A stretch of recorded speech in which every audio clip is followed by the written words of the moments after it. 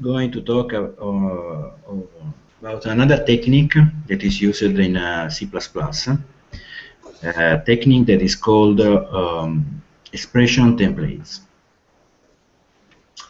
So expression templates is a way of structuring a library so that we can easily do computation with mathematical expression, for example, or even, for example, when we want to produce code, for example, for a parser or things like that. So it's a technique that puts together several other things we have already seen in the course. In particular, I don't know if you remember that we have studied this interpret pattern. And we have seen that the interpret pattern is useful when we want to build an abstract syntax tree for a language. And in particular, the idea is that we want to build something like this, in which we have a tree, the abstract syntax tree, that represents expressions in a language. For example, in this case, the language was the regular expression language, and we want to express one specific regular expression. So in this pattern, just a little recall, the idea is that you build one class which represents expression, and then you have several classes deriving from the main class which represent literals or composite expressions. For example, a sequence expression is just consists of putting two regular expressions one after the other. An alternation is just one or the other, things like that. So basically, one expression is a tree in which each node is either a sequence or an alternation or a repetition, and the leaf nodes are literals. Okay? And the tree is structured by using inheritance hierarchy. So when building a mathematical expression, we can use something very similar. For example, suppose that we want to write a library for doing a computation with the matrix. So we want to have something that allows us to write things like this. We want to model a matrix and a vector, and then we can define the matrix and the vectors, and then write things like this, in which we have expression that involves multiplication, sum, subtractions, and so on between the matrix and vectors. So this is very nice. Actually, C++ is nice because it allows you to do these things that look really like a mathematical expression. Because when you write an expression on your paper or on a blackboard, you will write something very similar, right? Also in MATLAB, you write things very similar to this.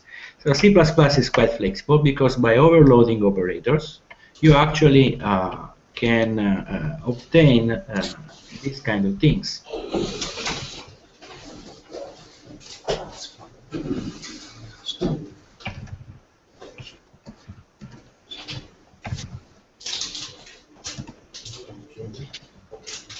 So this operator takes a matrix and a vector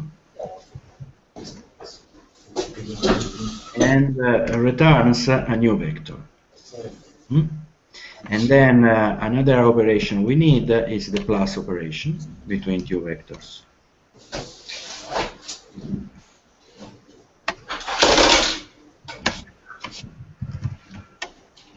Okay. So very nice, we can write things like this. Oh, now the problem is that these expressions are not actually very efficient during execution, because the complexity is in building temporary values. For example, when you want to evaluate this expression, what you have to do is to first apply this operator. and produces a temporary vector. And then you have to evaluate this other one and produce another temporary vector. And then you take the two temporary vectors and sum them, and finally the result, the final temporary vector, is assigned to x1.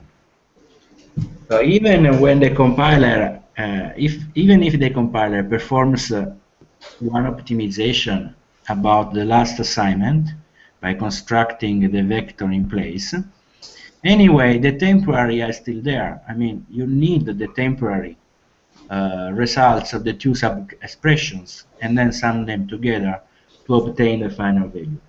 So how many vectors are produced here? So the first operation produces a temporary vector.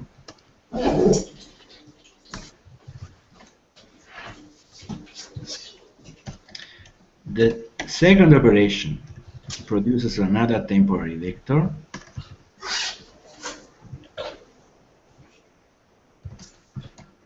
And then the two have to be summed together.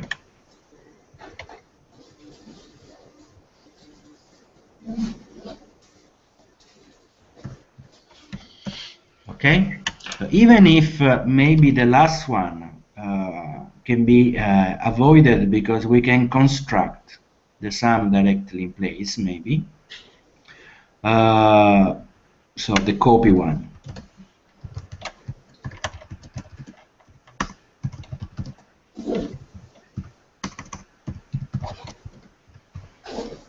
So even if the point number 4 maybe it can be optimized by the compiler, you still have 2 or 3 temporary vectors. Also, that's not very efficient because we have to go by doing the multiplication here several times, and then we have to go here and do the multiplication several times, and then again you have to go and do another 4 cycles. So we have separate 4 cycles going on. Can we optimize this kind of expression? So if you write directly in C, you could write something like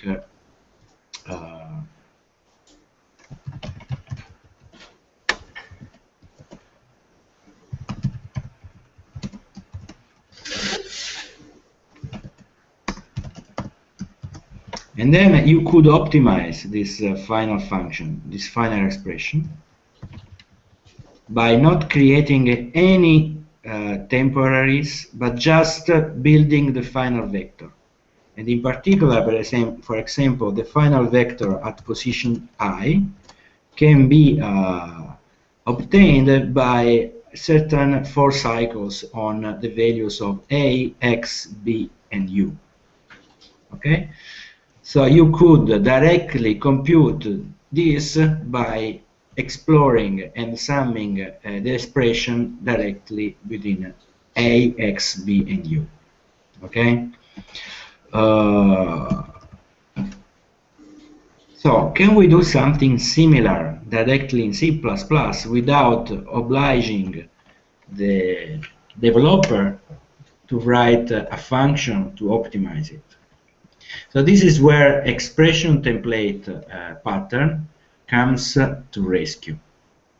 So the idea here is that instead of performing the computation here, we are going to build an object which internally stores the expression. So here we are going not to compute everything immediately, but to postpone the computation to the very last step in which we do the assignment. So expression templates means that we want to represent directly the expression with an object. So solution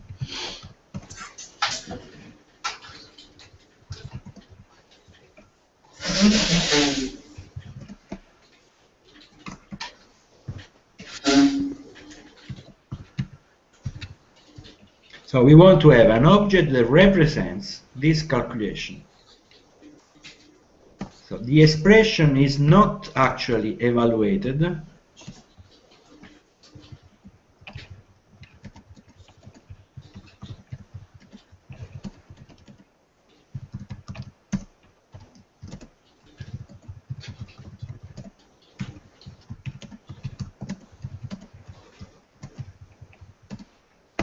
So the evaluation happens only when really needed. So at the very last step, when we are going to have the assignment. And of course, we are going to do that in a very efficient way. Okay, so how to represent an expression? Let's go back. We have a way to represent an expression, and we have here by using this abstract syntax tree and by using this kind of structuring of our expression. So the idea is that we are going to build a set of classes to represent expressions. And for doing this, we are going to use a composition. So something very similar to interpret. But instead to explicitly write all the different classes to represent all possible expression, etc., we are going to use a template pattern. So to simplify a little bit the generation of the abstract syntax tree. Okay? So this is why these are called expression templates. So expression templates, we have a definition here. So the intent of this pattern is to create a domain-specific embedded language in C++, for example, for doing matrix computations. The second idea is to support what is called lazy evaluation of C++ expressions, which means the expression is not evaluated when it's built. So lazy evaluation means we are lazy. So we are not evaluating until it is really necessary. Okay? So lazy evaluation. To pass an expression and not its result as a parameter to a function. So we are not passing the expression the result to the next stage, but we are passing the entire structure of the expression to the next stage so that it can be computed later on when it's really needed. Okay? So how does it work? So the idea is to build objects that represents expression. So the example reported here is with simple variables. So we are going to explicit this example first. So suppose that we want to build expressions, numerical expression with simple variables and constants. And in particular, variable takes a parameter v and returns the same value. And constant takes a parameter but returns a constant, because a constant is a constant. So with this, we want to build a sort of functions. Then we have a generic binary expression, which takes a left and a right member and an operation. And as you can see, this is a template, because the L and H can be anything. They can be var, constant, or other expressions. So this is sort of recursive, because we are going to actually structure a sort of tree using a binary expression. So a binary expression is composed by a left and a right element, and then an operation. And the operation is performed only when we invoke this function here, passing a member, d. So we apply the operator to left and right elements. And these are also, could be expressions. So we evaluate the left member on value d, then we evaluate the right member on value d, and then we apply the operation on both. And one example operation is just an add operation, in which apply just returns left plus h. Okay? Okay. And finally, we have an expression. And that expression allows us to have a recursive wrapping of expressions. So here an expression is memorized inside this class, and when you construct, you just copy the expression inside, and when you apply the operator, you are going just to return the value of the expression in that specific point D. Okay? Then this is an evaluation on a sequence of values, not very difficult. And then here is how we are going to do. So we have a variable with just an expression containing a single var. Remember what is a var? Var is a simple identity function, and constant is a constant function. So we wrap this into expressions. So basically, variable and literal are two classes which are basically an expression containing just a variable and an expression containing just a constant. Then a binary expression between a variable and a literal with add. Then we are going to call this var lit adder. So an adder between a variable and a literal. And finally, we have my adder with just a normal expression which wraps this binary expression. Okay? And so this is the type defs. Now we are going to build our expression. We build a variable and a literal equal to 50. And then our var lit adder is just x and l are summed together. So we are going to do x plus 50. And finally, the final expression is just a wrapper over this literal adder. Okay? And then, of course, when we define the expression, we are not computing anything. This expression is just a composition of these template classes, nothing more.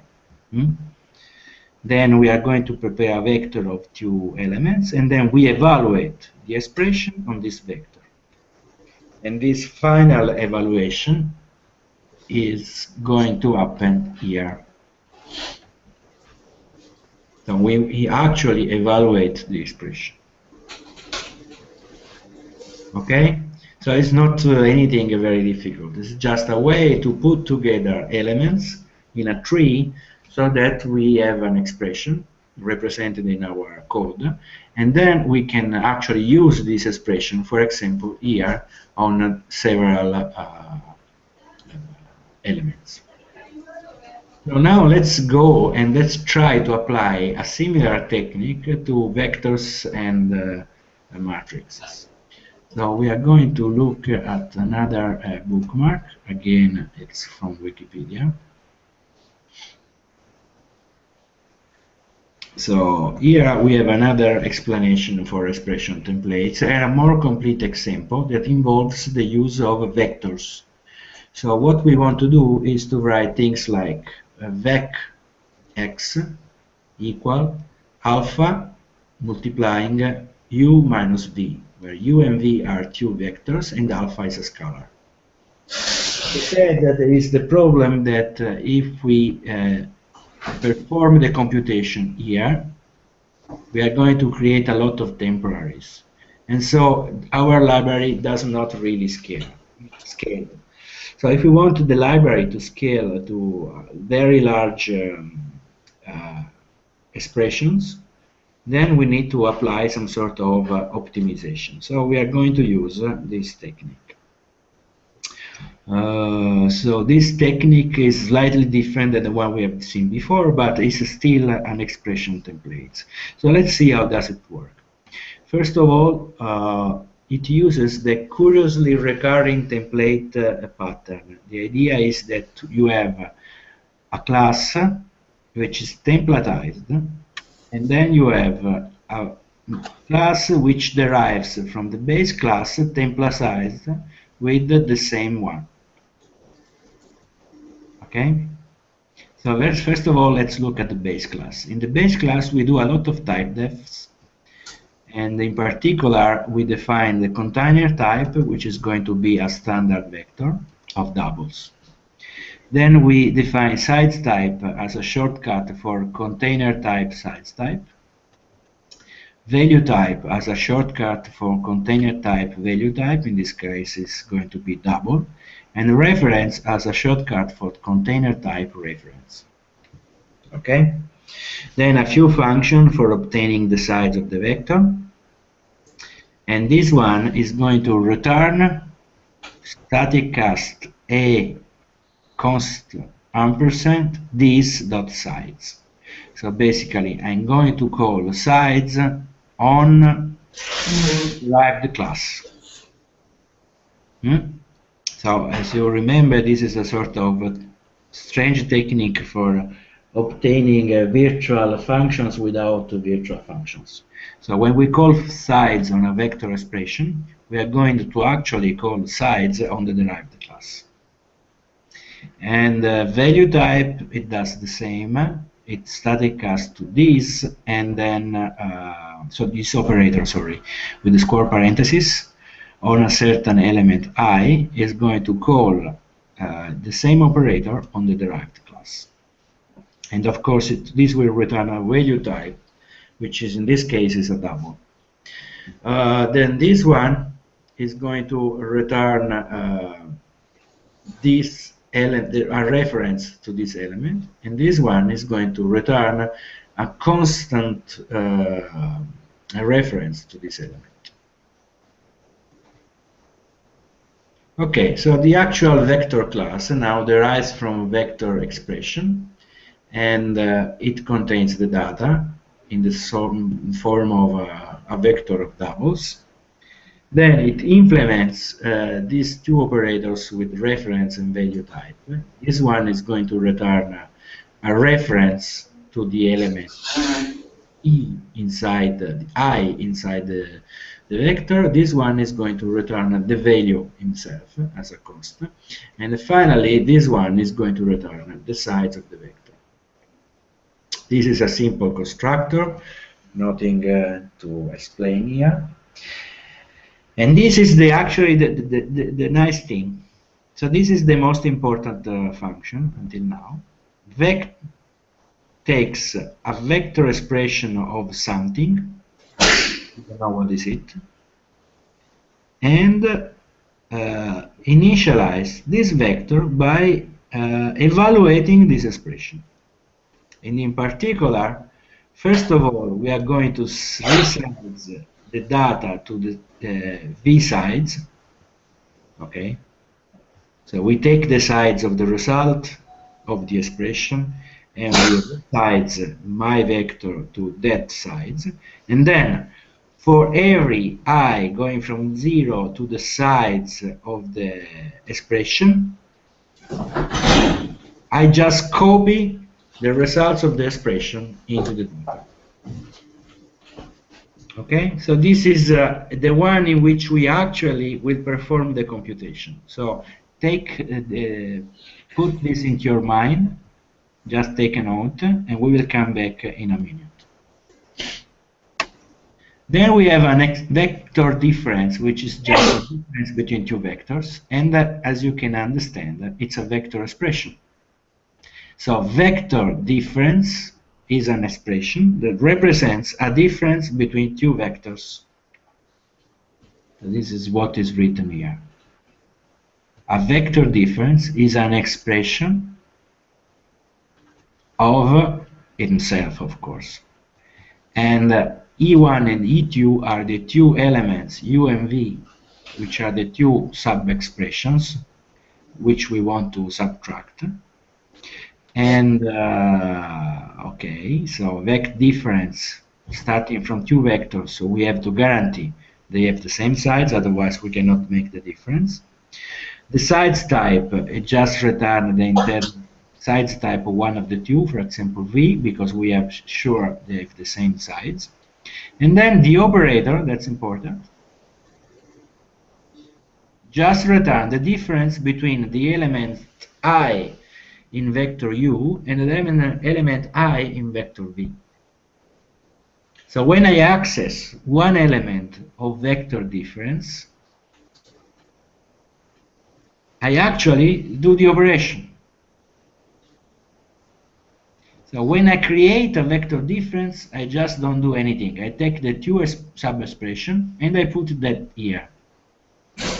When I evaluate the ith element, I just do at that moment the difference. Okay, so the difference is computed only when I need to access one element of this expression. And the same happens for the multiplication. This is vec scaled, it's an expression, and this expression consists of a double and another vector expression, the one we want to multiply. And actually, the value is computed only when we want to access one specific element. Okay? Finally, we overload the operators. Operators minus returns a vec difference. So it takes one expression u, another expression v, and builds an object of type vec difference. And vec scale takes an expression and an alpha and builds an object of type vec scaled. All these objects derive from vec expression, so all of them implement this operator, and all of them implement sites, and they do that by using a very simple, curiously recurring template pattern. Okay, so we have everything now. So when we write this,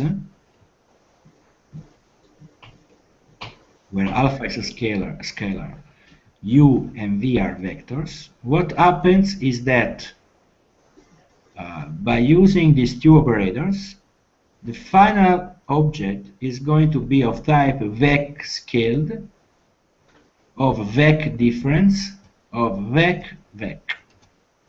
So it's a vec expression that contains another vec expression that contains two more vec expressions. Okay?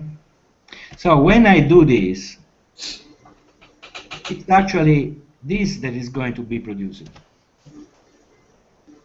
And this object is going to be of type vec scaled, which is derives from vec expression. So finally, when we write something like u or x equal alpha multiplied u minus v, we are building a vector which actually calls this constructor and tries to compute all the elements in the vector. And how? By calling this. This v is of type vec. So vi is of type vec, okay? Vec expression, sorry. Vec expression. So it's of this type. So when I call the square parenthesis operator on this type, this function is going to be called. And this is going to multiply alpha by this. Now v here is of type vec expression, e, right? So it's e. And e in this case is vec difference. So this vi is transformed into a call to this operator, which performs the difference between the two doubles. Now the two are actually of type e1 and e2. This is a type vec. So I go here finally, and I'm going to call this And so actually the data, the final data is going to be used. So we have different function calls. When I want to construct the final element, this function is going to be called, which will evaluate vi, and vi will call this function, which evaluates this multiplication. And to evaluate this multiplication, we call this function. This function evaluates the two terms by calling this function. Now, the compiler is smart, so most of these functions are going to be inlined. So, chances are that the compiler will produce this finally. So, if the compiler is good enough, it understands all these function calls can be inlined, and so it's going to produce this. So all this complex hierarchy of templates, classes, one inside the other, hierarchy, blah, blah, blah, blah, finally the compiler will transform into this. So this is going to be one single for cycle here.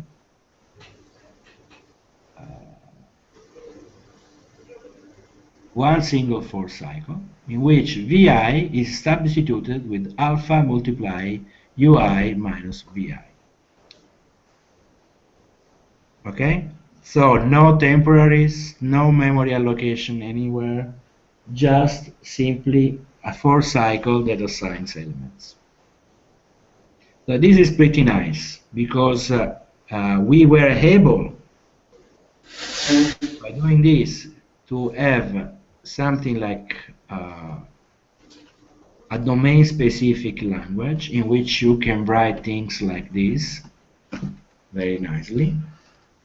And at the lowest level, the compiler is going to transform that into two for cycles, one inside the other.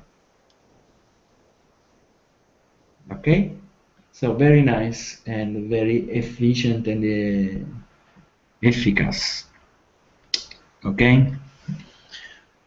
So actually this is a nice technique because it puts together many different things we have seen until now. So the curiously recurring template pattern for implementing this without the need of virtual functions. So actually very efficient because you don't need to redirect anything, and the compiler can solve most of these functions inline. Virtual functions cannot be inlined because we don't know who is the destination. But static functions can be inlined, and so most probably the compiler is going to inline everything here. So curiously recurring template pattern for efficient implementation of inheritance like so a virtual dynamic binding like implementation. Then we have seen this technique here, which is sort of implementing an abstract syntax tree using templates instead of using the hierarchy, and then overload of operators for a nice syntax in the final program. And finally, lazy evaluation of the expression by building the expression as an object that is evaluated only at the very end. Okay? So this has been proposed separately by these two researchers, Van der Voorde, David, in very far away, at the beginning of C++, in 95, and by Veldhuizen in 94. So this technique is, as you can see, very, very old because it goes back to more than 20 years ago. So it's a very old technique. but it's still valid and still very efficient for implementing this kind of things. And where this is implemented, this is currently implemented in some of the most useful libraries. One is the Boost Spirit parser. So it's a parser framework for parsing, for writing parsers directly in the client code. And Blitz++, which is a scientific computing library. And also in the Boost library, there are many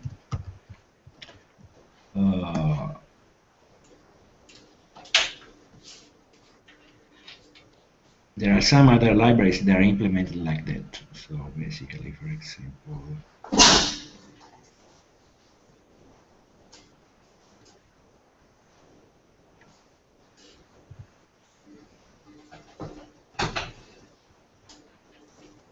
so uBLAS, there is a C library called BLAS, and uBLAS is an implementation inside Boost of the same thing that is implemented in C by using, of course, very similar technique to the one that we have shown until now. So computation with the matrix and vectors and basic linear algebra routines for mathematics. And it's quite nice, so if you have the need of using things like that, I recommend to have a look at this kind of libraries. Okay? So you can have a vector or matrices and bounded vector, zero vector, mapped vectors, and things like that. Okay, so we do a little bit of a break, and then we start to talk about multi-threaded programming in C++11. So 10 minutes break.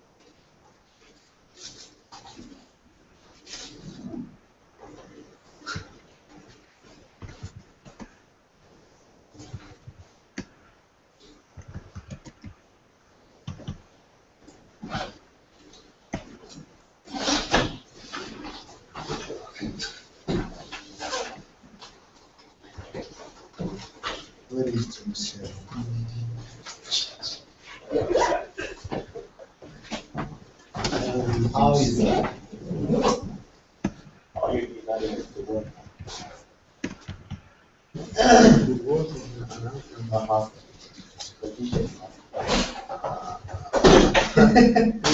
We were talking about with Stefano. Not so good, not so bad. In the middle. In the middle, yeah. Because of the second time. It's not bad. So what I have to say is that the trickiest part was to find the combination without error in single only with single and only with error. What the long trouble?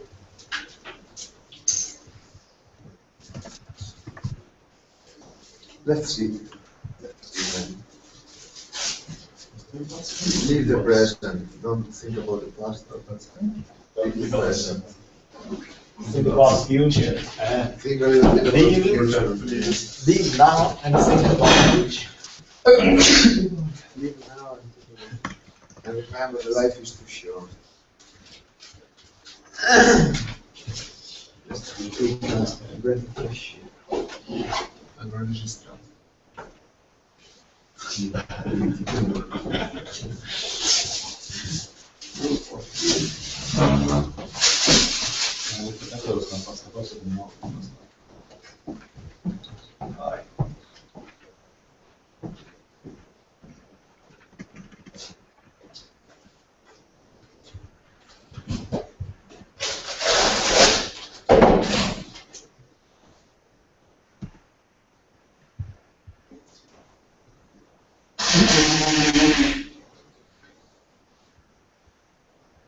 Rodina fölé szép.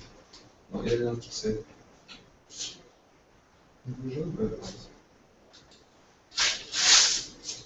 Wow.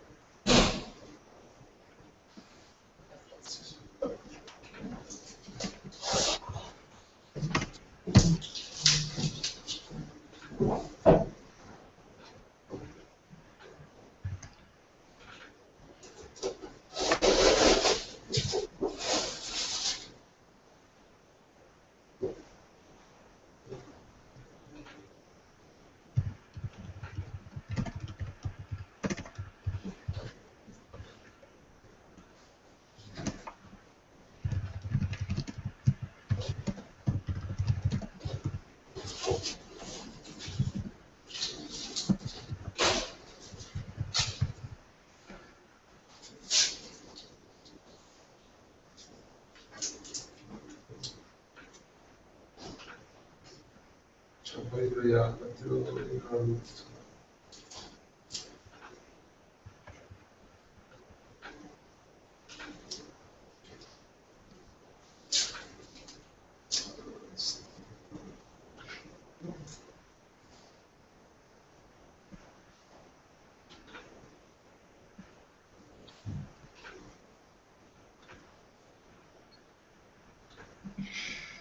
Aztán évig, aztán fizik.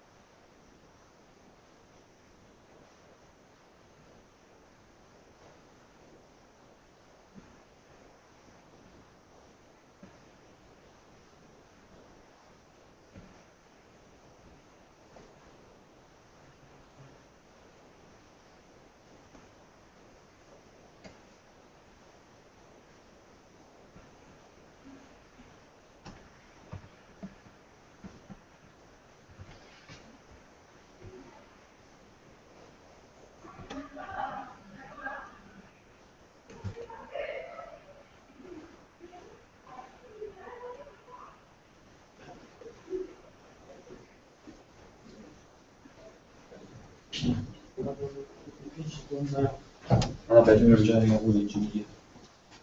No, no, lo so. Beh, se tu sicuro. Io un esame solo. Sì, sì.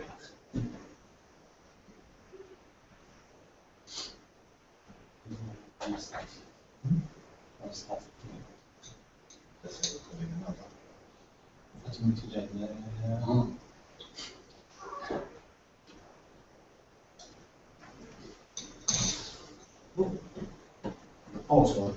Transazione di sistema operativo e rete. Ecco. Quella è la risposta.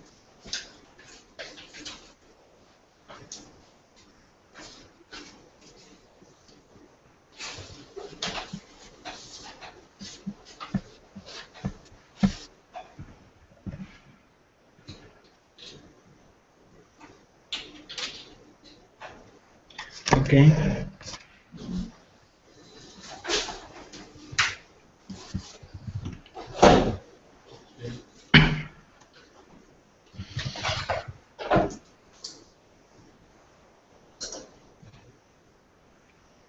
I cani vanno a saltare.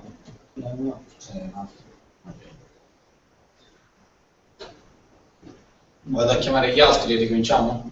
Sì. No, ci vado.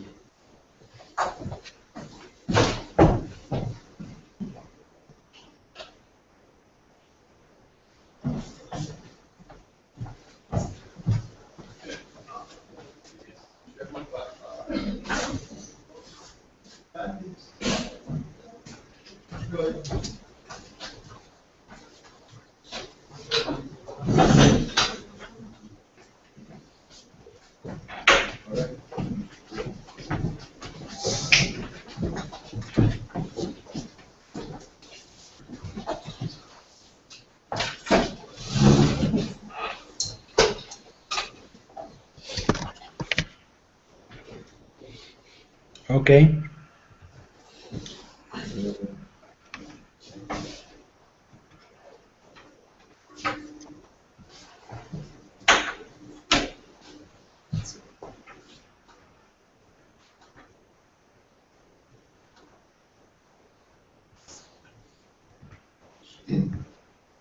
Okay, do you see? Yes. Okay, so we just start very quickly about discussing about multi-threaded programming in C++. So it's we are not going to finish today also because some of the slides are not in a very good shape, so I have to complete them. Sorry about that. So first of all, in the past, C and C++ were completely agnostic about the fact that you could have concurrency in your operating system and in your platform. And that means that explicitly in the language there was no reference about the underlying operating system. The language was completely separated from the operating system underlying it. Okay. However, with the fact that today we have a multi-core, and multi-core are widespread, so everybody now has a multi-core in his own hands. Also, the smartphones are multi-core. Basically, it's not possible to continue thinking about ignoring the issue of multi-threaded and parallelism, because there are a lot of very difficult and technical problems that rise from the fact that we are dealing with a multi-core environment. And the most important of it is the fact that we have to care about the order of execution of the instruction for guaranteeing the correctness of our program. So on one side, we have that new multi-core systems allow user to write parallel programs. Parallel programs are difficult to write, and the fact that the language doesn't care does not help, because it raises a lot of errors due due to undefined behaviors. So in the new version of the C and C++ standard, they decided to try to avoid that. And so there are two parts of the library. They have to do with parallelism and multi-thread. The first one is at a higher level. It has to do with threads. So it's just a way to abstract from the underlying operating system and provide an interface, an object-oriented interface for programming in multi-thread programs. The second part instead has to do with memory access, and in particular atomic instructions and low-level ordering of instructions in your code. So these are very difficult questions. Today we just start with the highest level, so we are going to talk about threads, how to create threads and how to do very simple things with threads. And later on we will discuss more difficult things like atomic instructions. Okay, so let's just start saying what is a thread. So a thread is an independent flow of execution within your program. So usually programs are sequential. They start executing the first instruction in your main function, and then one instruction after the other. And then you can call functions, but of course when you call a function, the flow execution moves inside the function, and you will return, when the function finishes, you return where you started. So since all the things have to be done in a sequential order, you cannot take advantage of the fact that you have multiple cores. So you cannot parallelize your algorithm, you cannot do anything with the other cores. So to take advantage of the fact that you have multiple cores, so you can use threads. So the idea is to execute several functions in parallel or concurrently.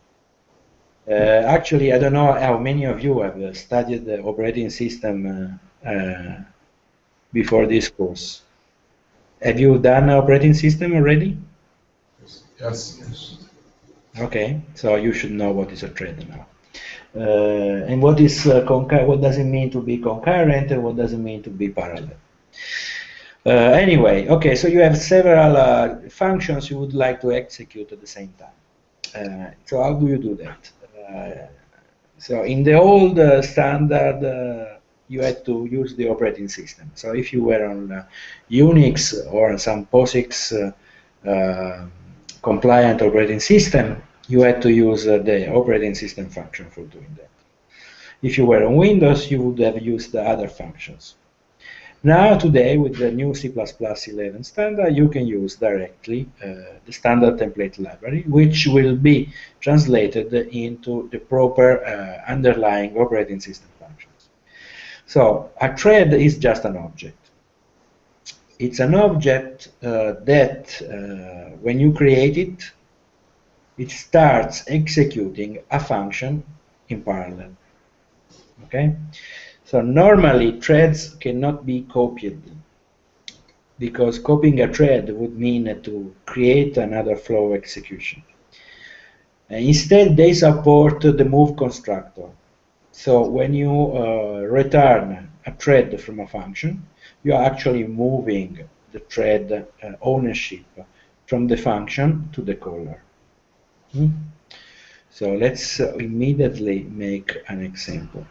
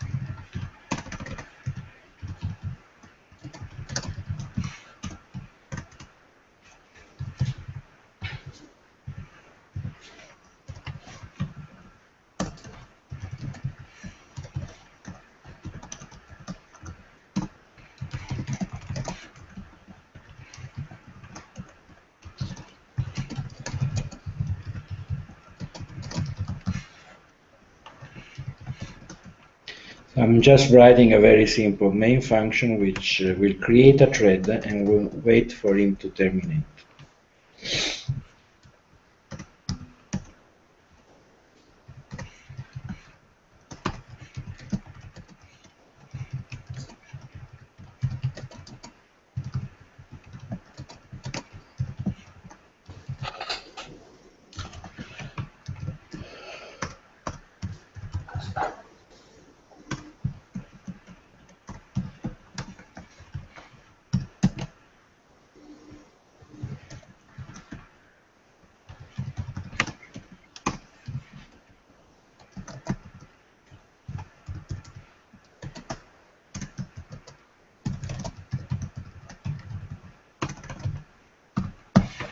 Okay, so we have a function and we have the main. We would like to create a thread here which executes the function, and then we wait for its termination. This is called join, and then finally we print join.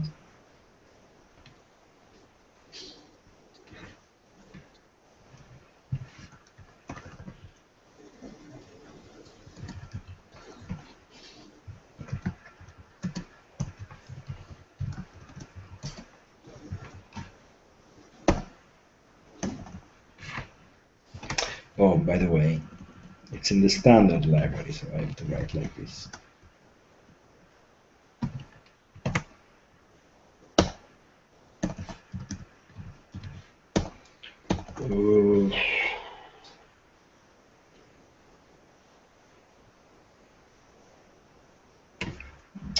I guess I forget to enable some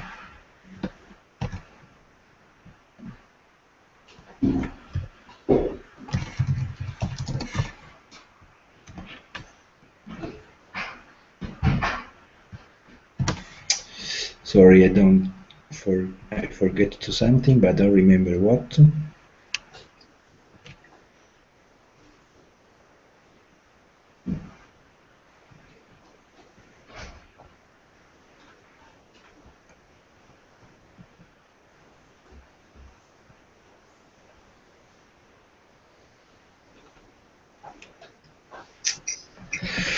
I don't remember what I had to specify for some reason.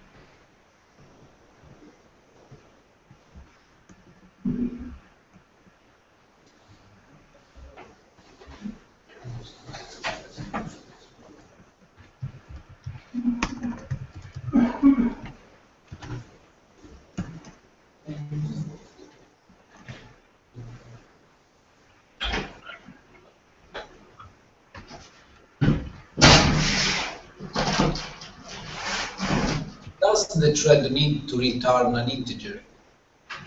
No, no, it's not. That's not the important thing, actually. No, doesn't need to return anything. So you can do like this. I'm forgetting something, but I don't remember what. So let's try to solve it by putting this on Google.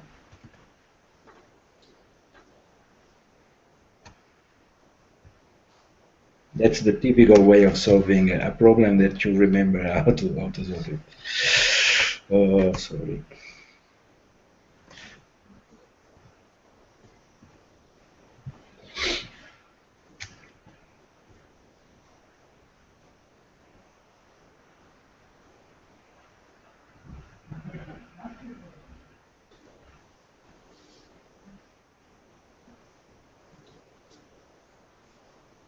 Okay, so it's a linking problem, as I imagined. So basically, I have to do something like this. So, see.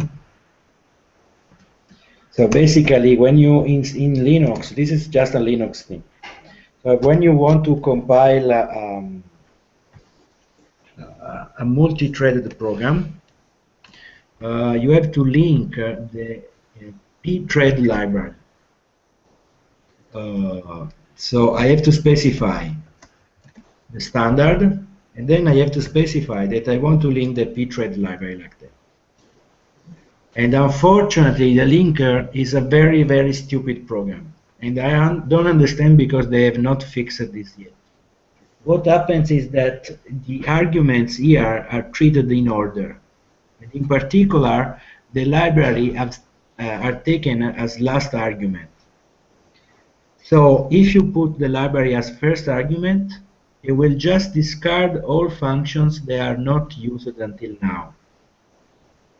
If you instead put the library as last argument, everything is going to work, hopefully. Let's see if it's true. No, it's not true.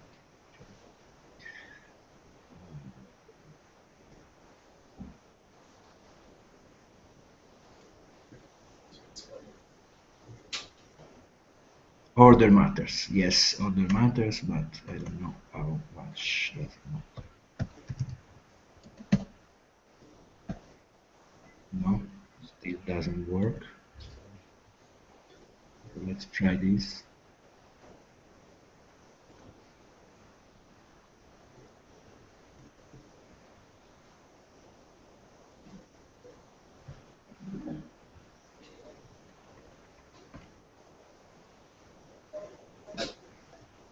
So this produces an object file, and then I'm going to link.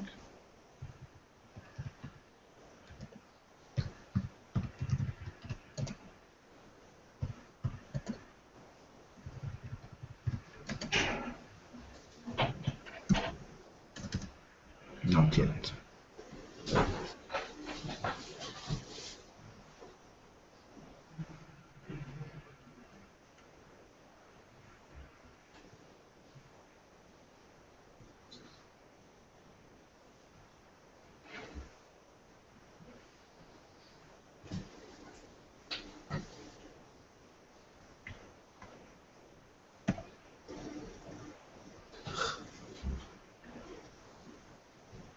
That's very strange. That's the first thing I see it, actually.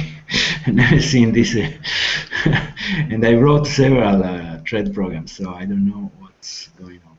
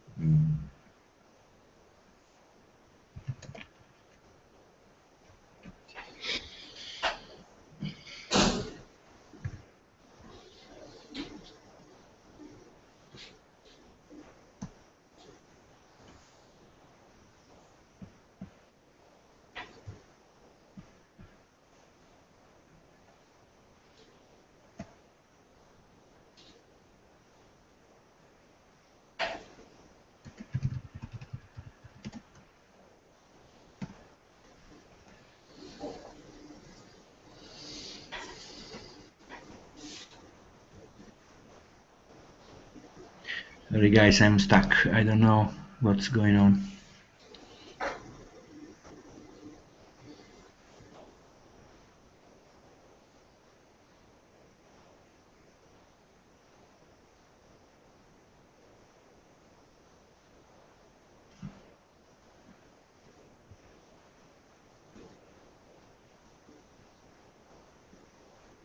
Let's try again.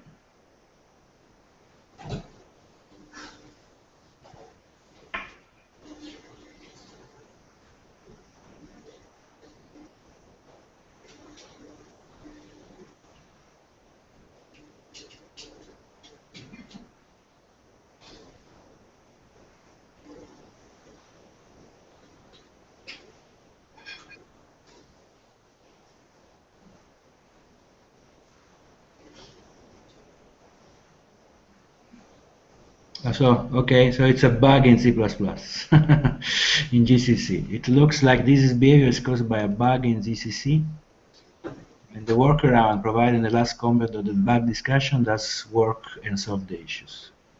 Okay, let's try.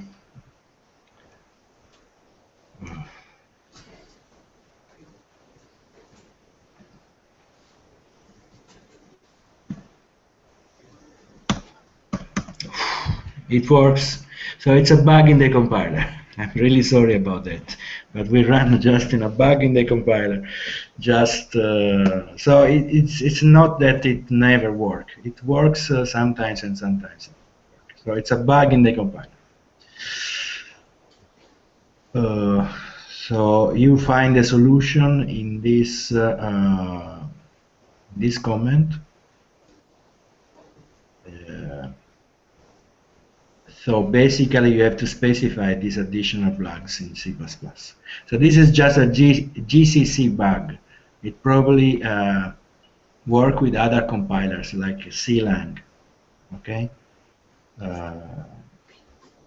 So these are the two flags that we specified to make it work all the time in GCC. So with Clang, it compiles and runs fine. So no problem. Sorry about that. So let's go back and look at this code. So this is a very simple code, and as you can see, you have a function here that you are running together with the main. And in particular, until this instruction here, the program is just sequential. There is only one sequence of instruction to be executed. When you create the thread is started immediately. And so at this point, we have two flow execution. The main that continues to execute, and the function f which starts to execute. And then the two are going to print on the screen. Which one is going to print first, we don't know. Maybe f is going to complete before the main can continue executing, or maybe it's the other way around. So we don't know which one of the two strings, I am the thread, or after creating the thread, is going to execute first. Anyway, once the function f is finished, the thread is completed, doesn't execute anymore. And we can join it. So at this point, the two flows are going to be joined, and we can print something on the screen. So before creating a thread and join, before creating a thread comes before everything. Join is always the last thing that's going to be printed, but we don't know if we have this one or this two written first on the screen. So in this case, for example, 2 came before 1. But if I run several times, it could happen once in a million that is going to be the other way around. And actually, for example, if I do a for cycle here,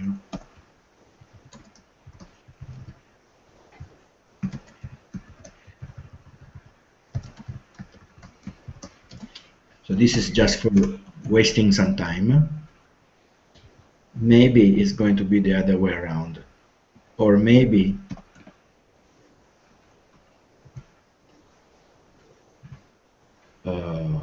so here I'm introducing some additional delay to see if something is going to change. Yeah, so sometimes it's 1, sometimes it's 2. We don't know. It really depends which one finishes first. Okay, so this is the threads. As I said, the thread I can run several of these functions, copies of these functions. For example, I can print and thread x, and I can create many of these.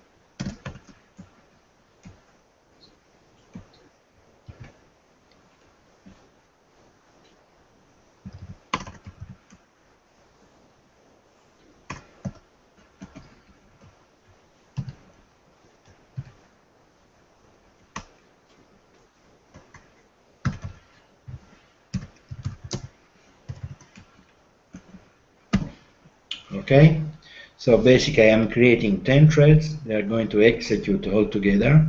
They're all printing 1, and then I'm going to print 2 here. Or 2 can be interleaved actually. I forget something. I forget vector, of course.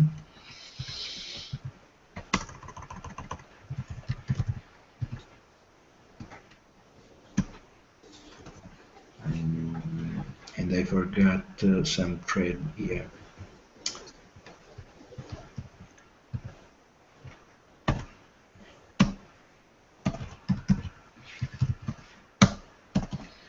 Okay, so notice that the order is not fixed and is going to change a lot. And also you can have printing that are going to be interleaved in some way. For example, here,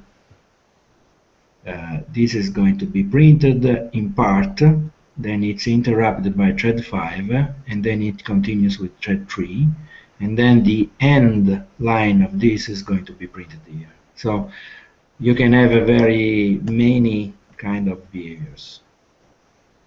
Okay, so they all execute together. The screen and the terminal is a shared resource, so it's not guaranteed that they are going to. In particular, this is cout here is not an atomic operation, so they can interleave with each other. If you want to avoid interleaving, you have to use a mutex. So how we are going to do that? So we define a mutex here.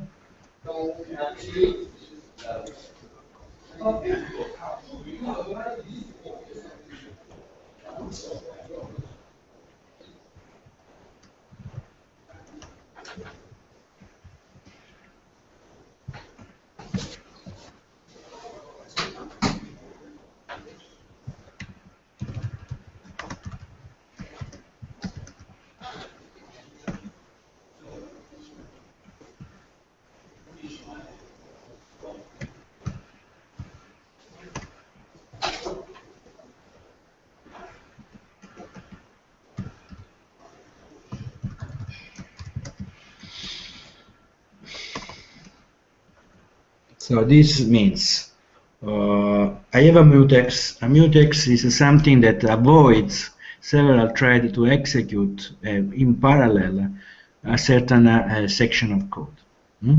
So I have several ways of dealing with a mutex. One is to do that directly, for example, by writing directly something like this: m.lock and m.unlock. This means here I'm taking the mutex, so nobody else can take the mutex at the same time. Then I'm going to print. So hopefully nobody is going to execute the same code while I'm executing this cout. And then I'm releasing the lock, and this means that another one can now take the lock. So only one thread at a time can be between the lock and the unlock operations here. This section is called the critical section of code because it's protected by a mutex, and so we guarantee mutual exclusion of this code. Now you have to remember to unlock, otherwise you run into trouble. Now this is a very simple code, so there is no problem, but in general you may forget to unlock, and so you can make the other thread completely stuck because they cannot execute the critical section anymore. So if you forget to do this, unfortunately you are going to lock everything, and nothing is going to work. Let's do an example. Forget about this for the moment, and let's see if this works.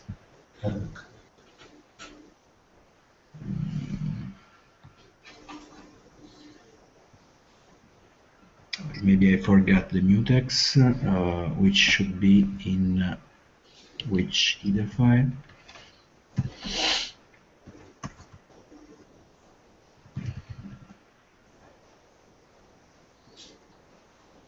So mutex is defined either mutex, of course.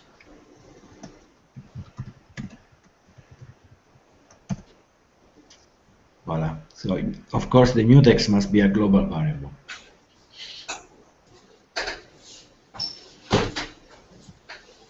Okay. So as you can see now, there is no problem because all the threads do not overlap the writing anymore. Of course, they are going to execute in random order, but at least they do not overlap. While before, we have seen that they could actually overlap. So if I remove the mutex, okay, right now, of course, it wants to show that it works, but before, okay, so now you have overlapping here, you see? And if you run a few times, yeah, we have two overlappings. But this is not thread 89, of course. With lock, this is completely avoided, so you can run whenever you want, and you're never going to have overlapping. As you can see also, it's quite difficult to prove that multi-threaded program is correct, because the behavior changes every time you run it. And so how can you guarantee that it's going to work? It's quite difficult. Actually, we had a superposition here with this writing here, because this is not protected. So if I want also to protect this, I have to lock, of course. So it's very difficult, because unless there is some very bad mistake, since the behavior is going to be different every time, it's quite difficult to guarantee that everything is going to be correct all the time. And that's the main difficulty in writing multi-threaded programs. So as I said before, one problem is what you forget to unlock. Well, if you forget to unlock, you run into trouble. You go into deadlocks, basically, because the first thread locked the mutex, he forgot to unlock, and so nobody else can lock the mutex. Everybody is blocked, and so we are going to stay there forever. Now, this is a very simple code, but suppose you have if, then, else, for cycles, and things like that, and you have several points of exit of this function. So several exit points. Well, you may, in some point, forget to unlock before exiting. And then in that case, you run into trouble. So to avoid that, you could actually use the technique called the resource acquisition ease initialization. That is, define one object of type unique lock by passing the mutex you want to lock. And this means that the constructor automatically locks the mutex, so it invokes m.lock. And the destructor automatically unlocks, so it calls m.unlock. And so that's nice because you make sure that you always are in a good shape when you do things. For example, another problem would be if you have a try lock, right? So if you do something like this,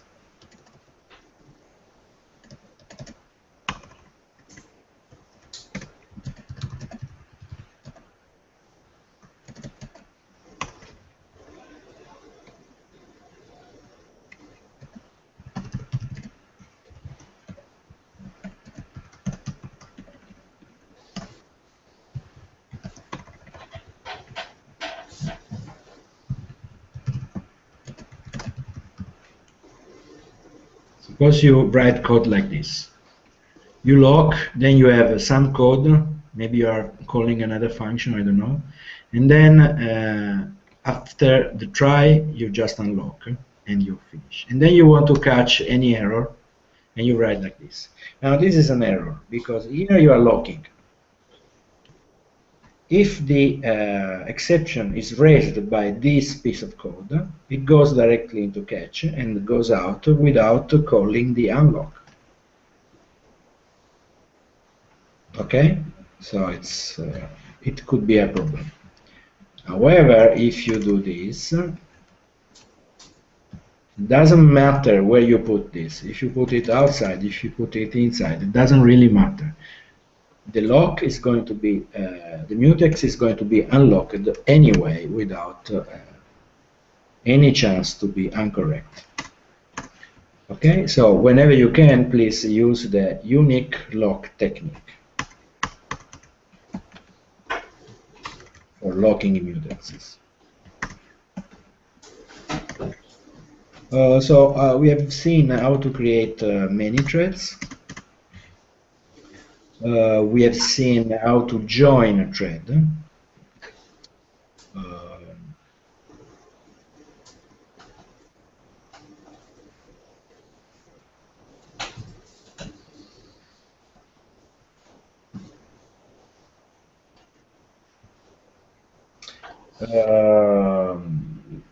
We have seen that you can create a thread inside a function, return, and this is going to be moved, so it's still the same thread.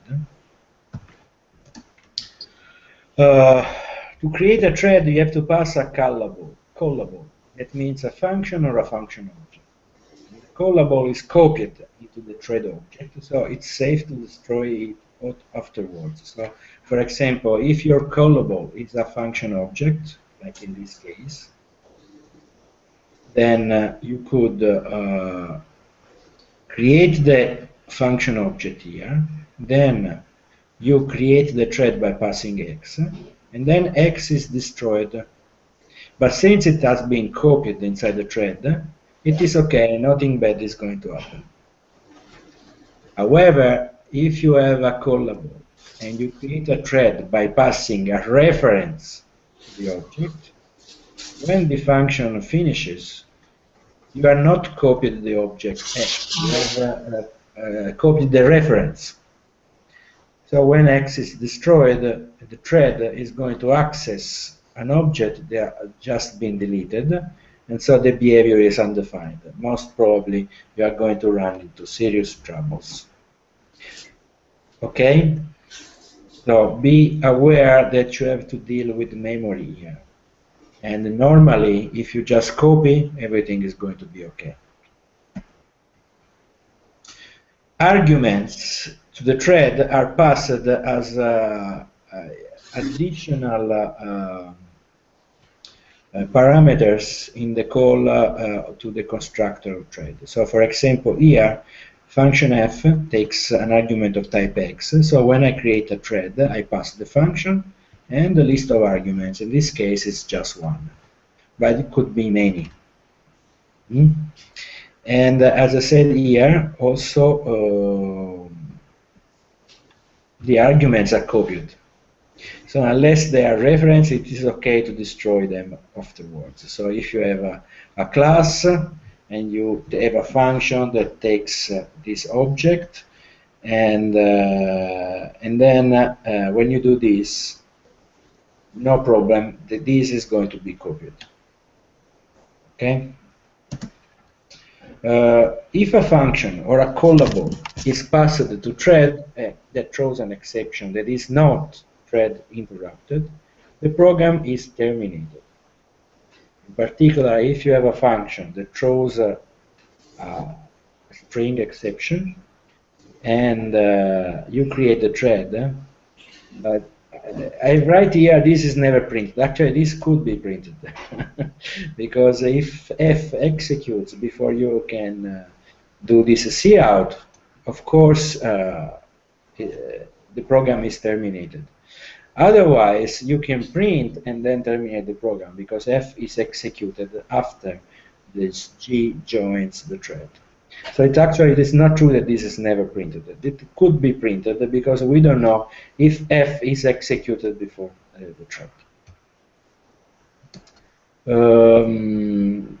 What happens if the thread object is destroyed before the thread has terminated? Now, suppose, for example, that you have a very long thread, which after the finishing sets this variable equal to 1. When you make the thread, it's a function that creates the thread on the stack and then returns So what happens to this thread? Is it still executed, or is going to be terminated when the object is destroyed? It's not very clear. So let's do the example. So suppose this is the very, very long thread. I'm going to use some more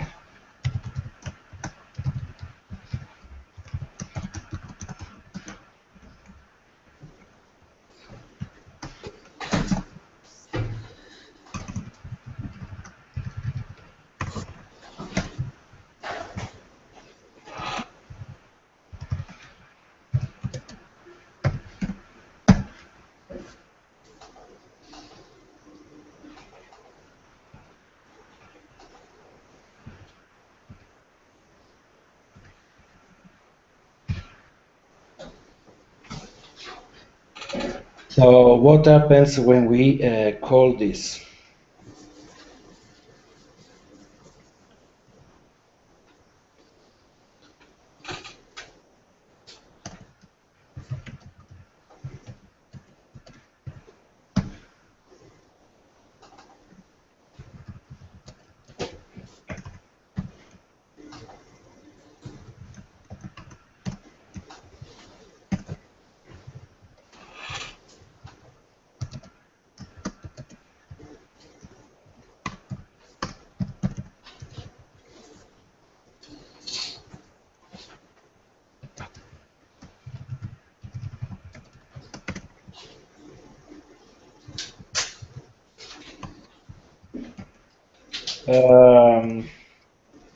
So the problem here is that, as you can understand, I have no idea of what's going on. No?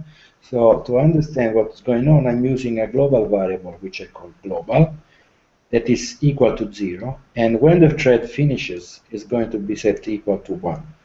So when I call make a thread, this thread is created and will start executing and do things.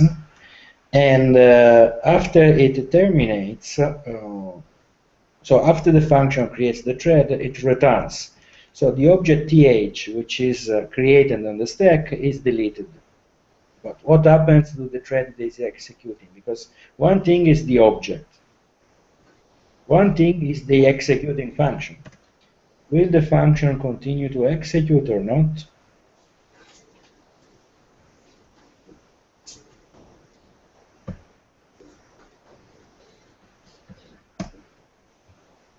I forget something. What did I forget?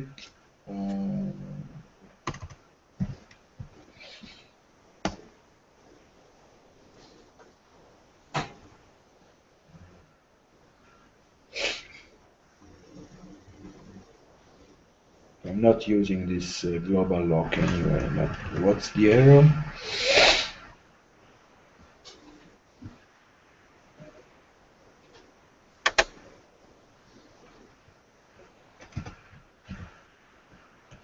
Oh, I'm missing a template argument because I think this should be a mutex.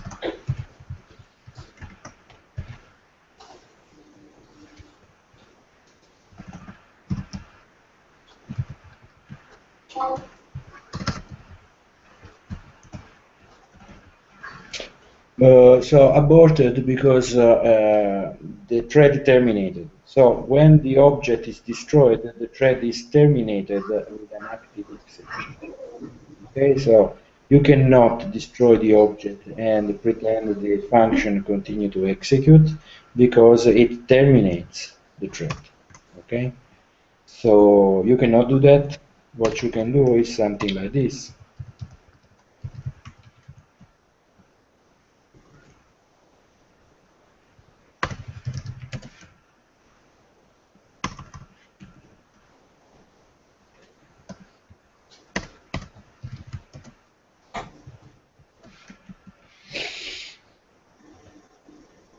Now the thread is created and then is passed, moved into this variable th, and so now everything should work. Hopefully. Okay, I still have a problem, probably because I didn't join the thread.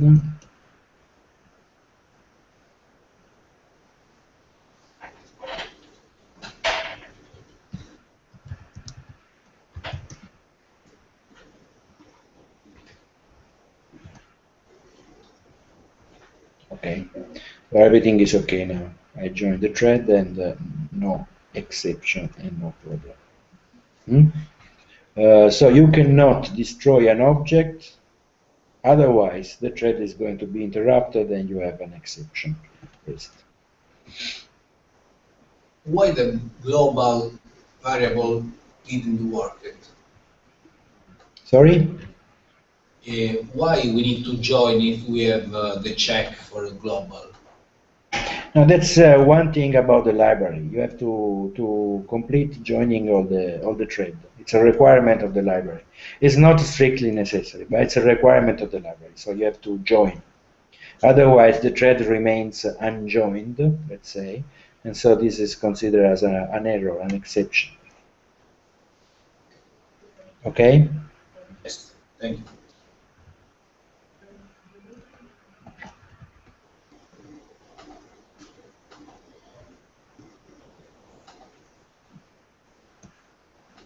Actually, there is something that doesn't work very well. So I'm doing while global is equal to 0. Yeah, that's why it was not working. Yes, now it's more complete. It works. Okay. So probably the exception before was due to the fact that I was terminating the program, but one of the thread was not yet there. Let's see if it's true.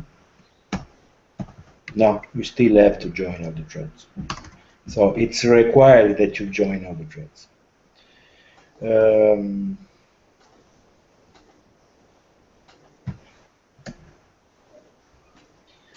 In the previous example, the thread becomes detached. Means that the thread continues execution, but it's not possible to join it anymore. And you have seen that actually this, at the end of the program, results in an exception. It's possible to explicitly detach a thread by calling detach. In that case, the object becomes not a thread. Okay? You can call join, we've seen it, and actually I don't know if there is still a timed join, so because these slides were done before the standard was finalized, so there were some functions that were removed, so I don't know if timed join is still there. You can interrupt a thread by calling interrupt member function on the thread, and interrupt means that the thread is actually interrupted, and actually is not interrupted immediately, but it continues to execute until one of the predefined interruption points. And interruption points are a few specific points where the thread is going to be interrupted. When a thread is interrupted, when blocked one of these functions, an exception thread interrupt is thrown, and if the exception is not interrupted itself, the thread will terminate. It's also possible to disable interrupt, okay, but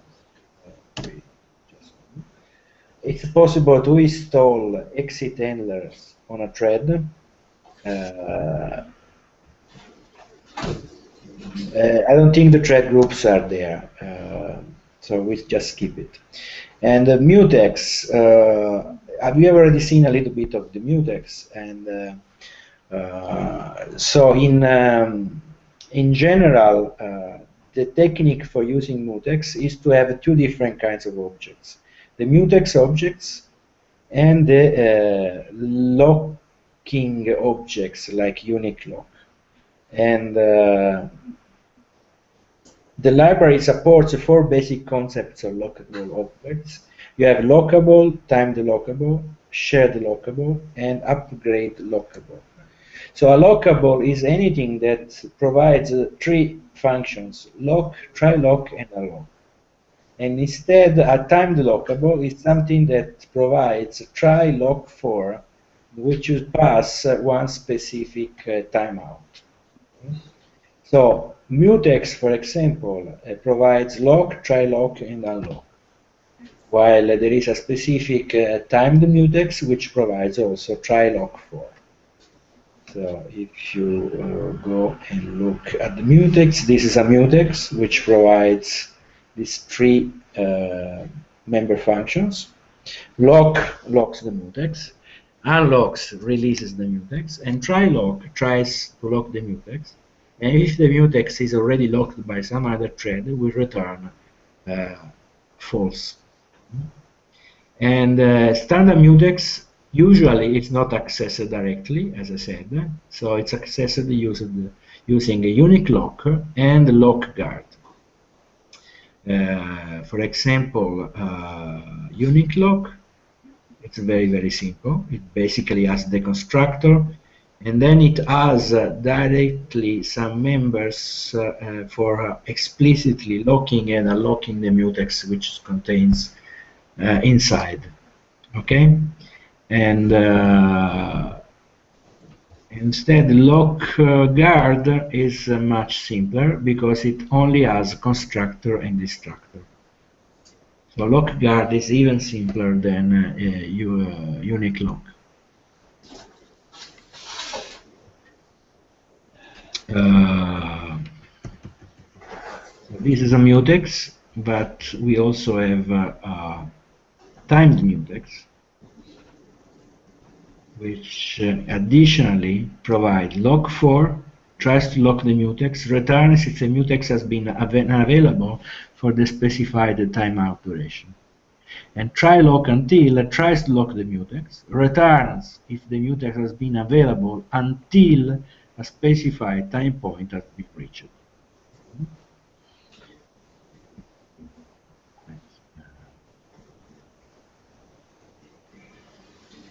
And then you have also other kinds of mutex. So we have recursive mutex. Recursive mutex is useful when you want to lock a mutex, but you don't know if the mutex has already been taken. So recursive means that, for example, you may have one function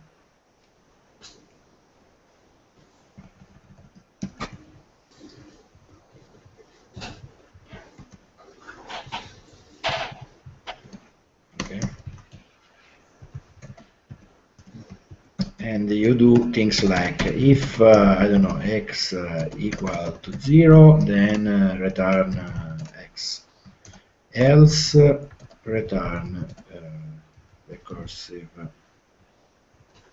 function of I don't know, x minus 1. Okay, very stupid thing. And suppose that it's not just returning, but it's doing some work here on a shared data structure.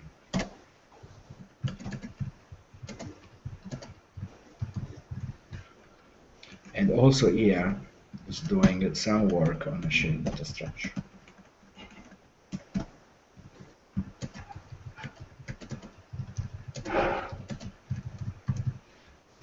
Okay. Now the problem is that if you want to lock the data structure, if you use a unique lock here, for example here,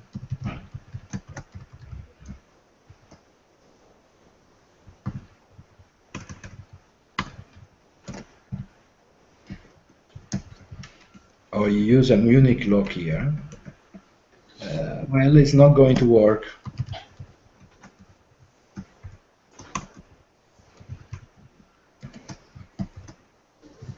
Why is not going to work? Because this function locks the mutex, and then it calls itself before releasing the mutex. And it calls itself, and this one is going to lock again the same mutex. So it's going to block. So there is no possibility that this is going to work, because you cannot lock the same mutex twice. So the solution, one solution to this, is to use a recursive mutex. So recursive mutex can be locked several times from the same thread. So if you do this, the first time this thread will lock the mutex.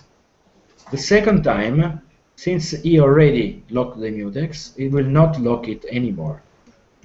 And so you are safe. Of course, if another thread wants to lock the same mutex, it's going to be blocked. So this recursive mutex works only if the same thread is locking the same mutex twice in a recursive manner. This could also be the case, for example, when you have a class and you have several member functions in the class, and you define a mutex to protect the shared data.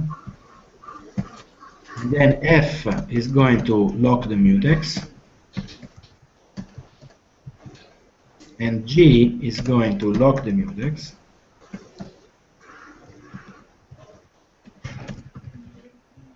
and then G is going to call F.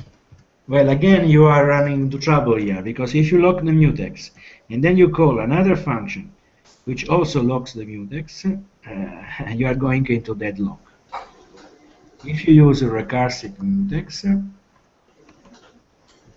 this is not going to happen. Of course, a recursive mutex has some overhead. Mutex already have overhead. If you use a recursive mutex, the overhead is going to be larger in general. So, when possible, you should try to simplify the structure of your program and avoid this kind of recursive mutex, and instead use the simplest possible way to access memory. Okay, for today that's it. We stop here, and we will continue with next time by looking at some other features of the multi-threaded library, and also some technique for programming parallel programs using threads and mutex. Okay? Okay. See you next Wednesday then. Bye-bye. Bye.